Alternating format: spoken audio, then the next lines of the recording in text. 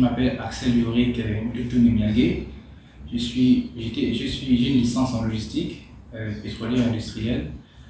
J'ai participé à un projet à GIE Gabon, le projet du concours national du plan d'affaires 2018, où j'ai été lauréat mais pas primé. Mon projet c'était le recyclage des déchets plastiques en pavé industriel. Malheureusement, je n'ai pas reçu les fonds, donc je me suis lancé dans autre chose, dans la décoration, dans les conseils, en design intérieur. Je suis en train de voir ma structure qu'on appelle peinture et décoration. J'ai déjà des abonnés sur ma page. J'oriente les clients qui veulent avoir un intérieur harmonie, un design perfectionné, c'est-à-dire que je donne des conseils pour les personnes qui ne se connaissent pas. Je peins les murs et j'assiste du début jusqu'à la fin du projet. J'ai également participé au projet de l'Office national du sport et de la culture qui servait de réhabilitation des terrains de basket, de hand au niveau de Libreville.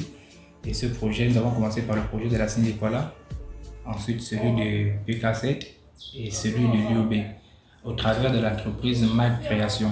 Et le projet s'est passé dans l'ensemble, ça s'est très bien passé en fait.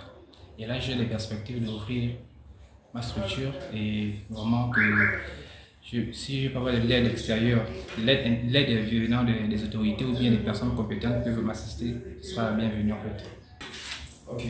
Ici, c'est la réfection d'un box commercial, c'est-à-dire que le box était abandonné, il y a eu des travaux avant de maçonnerie, et là nous intervenons dans le domaine de la peinture. Donc, avant des peintures, nous avons fait la première étape, celle du grattage. On avait détapé la peinture qui était nuisible, et ensuite là nous passons à la phase d'enduit. Nous posons l'enduit C, après l'enduit C, nous allons poncer demain, et ensuite mettre la première couche, la couche d'impression. Ensuite, mettre la couche finale. C'est une dame qui m'a contacté via ma page Facebook. Elle a vu mon travail et elle m'a contacté. Jusqu'à présent, on ne s'est jamais vu, mais c'est un rapport de confiance. Elle m'a envoyé sur les lieux et là, je travaille parce qu'elle veut en fait ouvrir un mini-restaurant. Elle m'a envoyé quelques images à quoi ça doit ressembler et je lui ai donné des conseils sur le box. Si on s'en sort financièrement, c'est justement si on arrive à agencer un calendrier et le respecter. C'est-à-dire que si vous êtes dit que vous faites 3 jours pour un chantier et que les 3 jours, vous assumez les 3 jours, vous finissez en 3 jours, vous êtes sûr que vous pouvez gérer les chantiers qui arrivent, les chantiers à venir en fait. C'est-à-dire que si vous durez sur un chantier une semaine, vous avez du mal à gérer parce que vous demandez un montant pour un délai.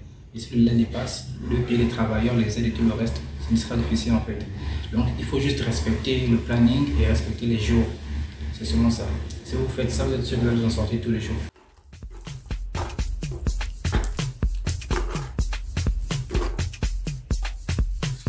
J'aimerais participer à des formations au niveau de la sous-région, au niveau de l'Afrique, parce qu'au départ, je suis un autodidacte. J'ai appris ce métier à seul, via des plateformes, via des moteurs de recherche.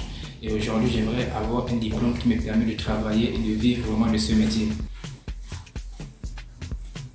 Il y a des opportunités au niveau du pays, via le ministère de la Culture, des Arts et des Métiers.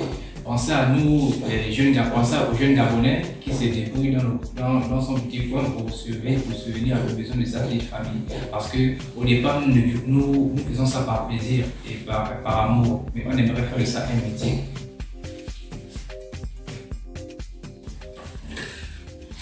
Bon, nous fixons un rendez-vous dans 5 jours pour la finition de ce projet. On aura fini avec la peinture et la déco. Vous allez voir le travail avant et le travail après. Et c'est ça à vous de juger si c'est bon ou pas.